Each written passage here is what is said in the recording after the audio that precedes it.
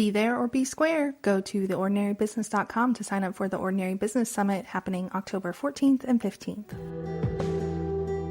This is the Ordinary Business Podcast for business owners who want honest conversations, a lean business, and an extraordinary life on their own terms.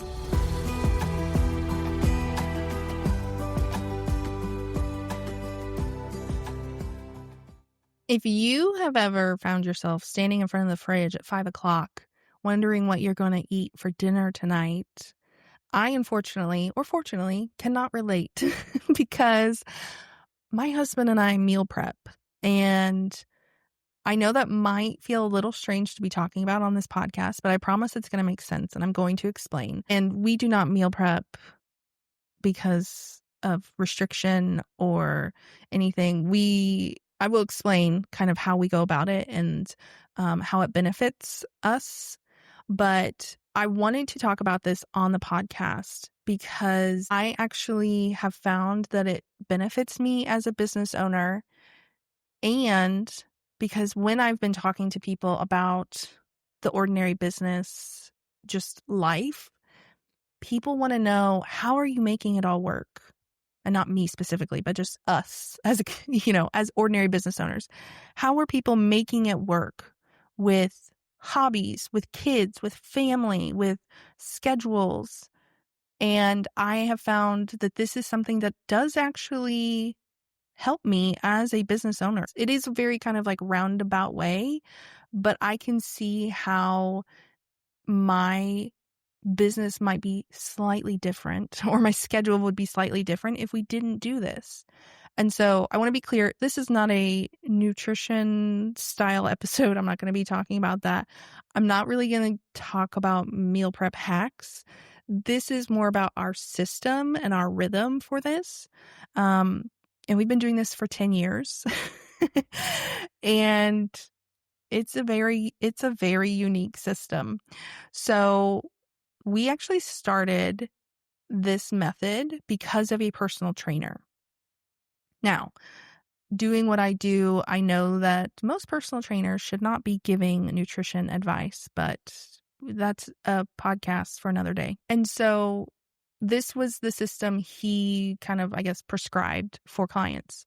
And that is that we eat the same food for all of our meals every week. So for example, I would make a breakfast casserole on Saturday and then eat that breakfast casserole every day for breakfast. I will make stir fry and eat that for lunch every day.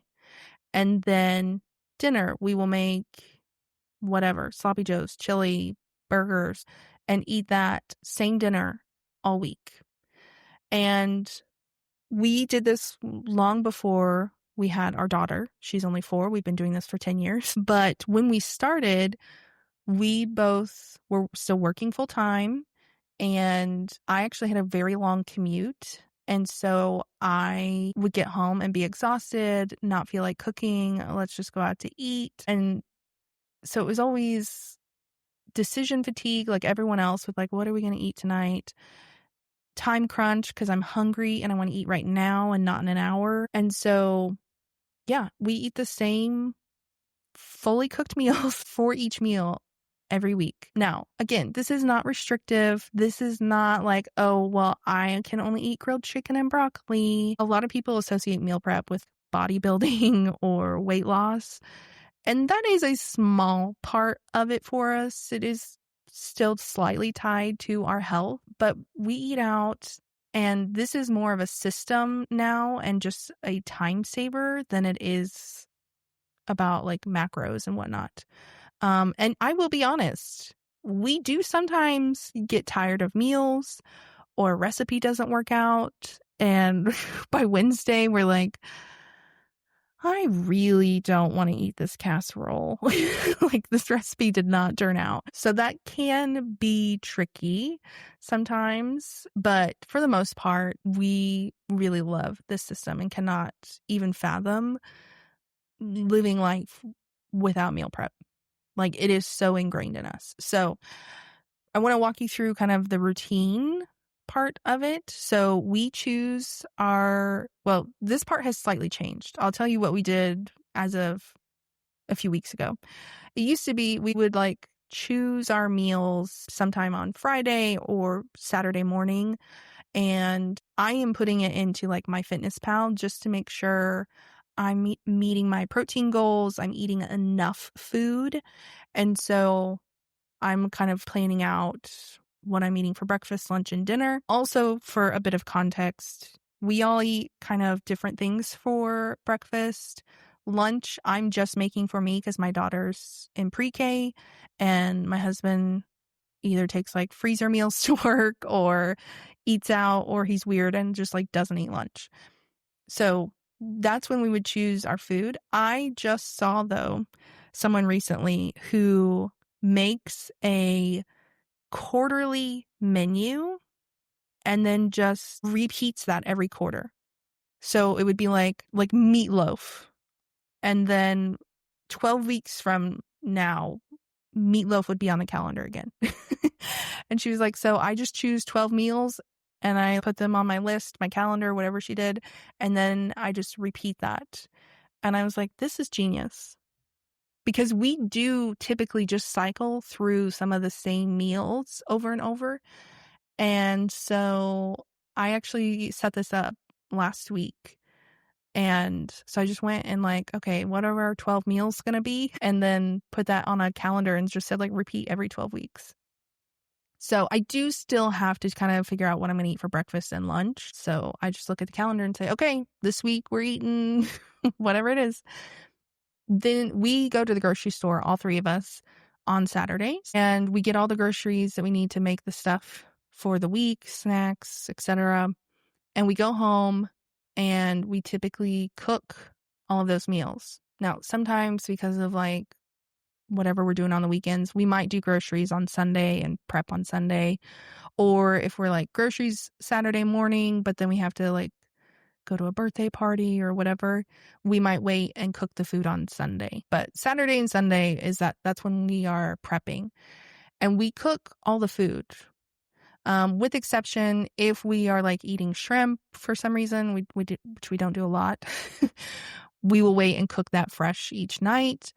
And also pasta, because we have done reheated pasta. We don't love it. And so that is pretty quick that we can do that. So anyway, we prep all that, put it all in the fridge, and we're good to go. We're ready for the week. So I'm not like chopping up things during the week. And there's no midweek panic of like, what are we eating for dinner? What am I going to eat for lunch? Let me scrounge up a little bit of leftovers of this and that. It is just pull out the container, heat it up, and that's it. Now, I want to talk about why this works for us. As I was kind of outlining what I wanted to talk about in this episode, I realized there's kind of 5 ways that this helps us. So first is the brain power. There are fewer decisions and there's so much less mental load. Because think about, I'm assuming you listening, if you don't meal prep, each day you wake up and you're like, what am I eating for breakfast? Okay, what am I eating for lunch? What am I eating for dinner? Now, you may go to the grocery store on Saturdays like me and just grab some stuff, but there's less decisions, even when it comes down to planning the food for the week. Because I do know I have some friends who on the weekend plan out like, okay, Monday we're going to have meatballs and Tuesday we're going to have chicken parm and, whatever. But even having to decide those 5 different meals or the 15 different meals for the week, I'm only having to decide 3. So there's fewer decisions. The next thing is it saves time, especially when it comes to weekday grocery runs. Now, do I have the flexibility for that in my schedule? Absolutely, I do. I needed to go to the grocery store yesterday to pick up a prescription. And I did. And it was actually close to dinner time. And I saw a mom. I could see in her expression that she was doing the calculations and kind of like, okay, so, we could do green beans with this. What else would okay, so if we do green beans, like I didn't actually hear her, but I could see the look on her face. And I was like, I'm so glad I'm not having to do that right now. So I'm not having to go to the grocery store 2 or 3 times a week to like figure out what we're going to make. And then to piggyback on that, the third thing that I want to point out, it really helps with my work day and my workflow. And this is especially how it ties into me as a business owner, because I was thinking yesterday, if I weren't to meal prep and we just made dinner every single night, my toddler is typically pretty hungry when I pick her up from school and wants to eat right away. And if I wanted to have dinner ready for her, now I know I could give her a snack and then we could cook dinner, whatever. But I'm just saying, I would probably stop working at 4 o'clock to go put stuff in the crock pot or the oven or cook everything and then go pick her up and come back home and then either pull something out of the crock pot or warm up the stuff that I just cooked like half an hour ago so it's warm again. But I would have to stop working at 4 to be able to do that. So that would cut into my workday. Or if I don't stop working at 4, I take time around lunch and my lunch break, which that sounds very corporate-y, but I stop working to eat lunch. So it is a lunch break. But I like to eat lunch and read on my Kindle. But if I wasn't meal prepping, I would have to eat and then spend that time putting stuff in the crock pot or whatever, or cooking dinner, pre-cooking dinner for tonight. So I love the kind of work benefit that it doesn't cut into my work or to my day because it's already done. The fourth benefit is really for the family, and that is that the toddler gets fed quickly, and it really clears up our evenings because it's not that I'm coming home and cooking and then eating dinner and then having to clean up the counters. I'm not having to clean all the pots and pans. I mean, yes, obviously we do have to clean pots and pans on Saturday, but it's not an every single night chore. It's a once a week chore. And so we get more family time and play time in the evenings. Like this week, my toddler has been obsessed with going to the splash pad. Now, when I'm recording this, it's September, so it's still warm enough to go to the splash pad. And I love that we have the bandwidth to do that because it's not like, well, we need to clean up dishes. And by the time we sit down to eat dinner and then clean, like then it's bedtime, we have so much space in our evening to be able to do that. And then the fifth benefit is really specific to me. So this may not apply to some of you, but I wanted to share it. And that is the health benefit. If you don't know, I am type 1 diabetic. I've been diabetic since I was 3 years old. And so I've been counting carbs for most of my life.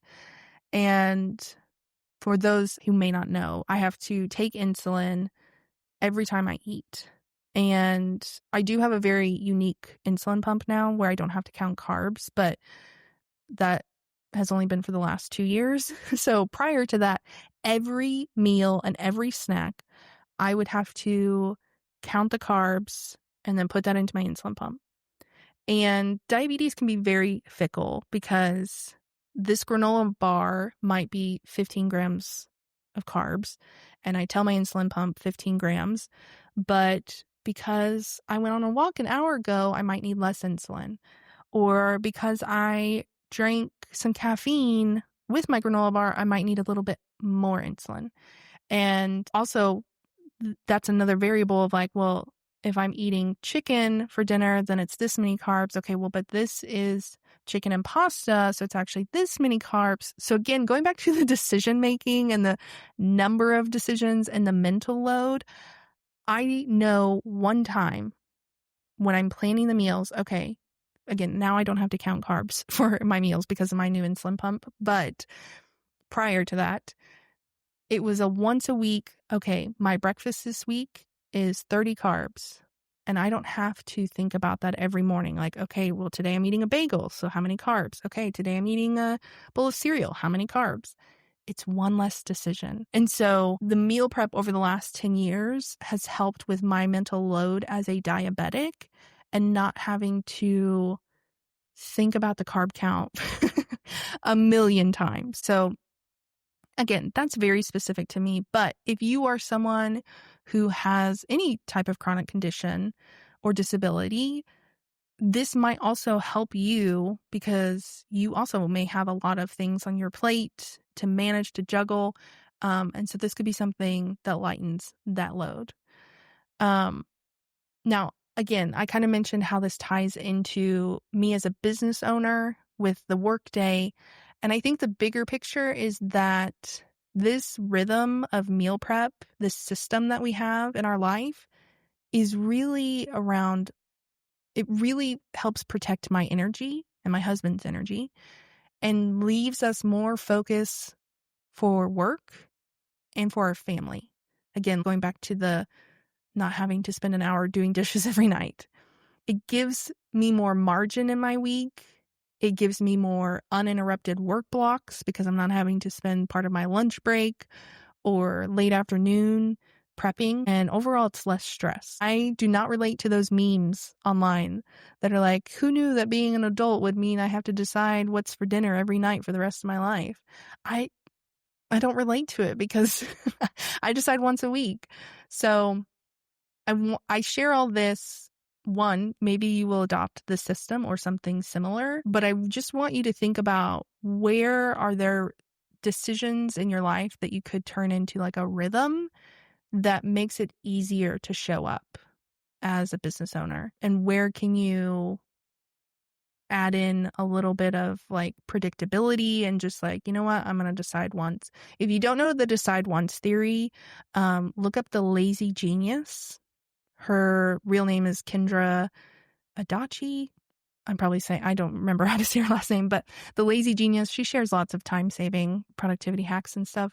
But figuring out where rhythms can fit into your personal life and your business are both beneficial. So that's it for this episode. I hope you enjoyed this. If you think it's weird, I want to hear from you. So you can DM me on Instagram at The Ordinary Business. If you have any other meal prep ideas or systems that you use, I would also love to hear it. Maybe I can change up something in our system, but I hope you enjoyed this, and I will see y'all in the next episode.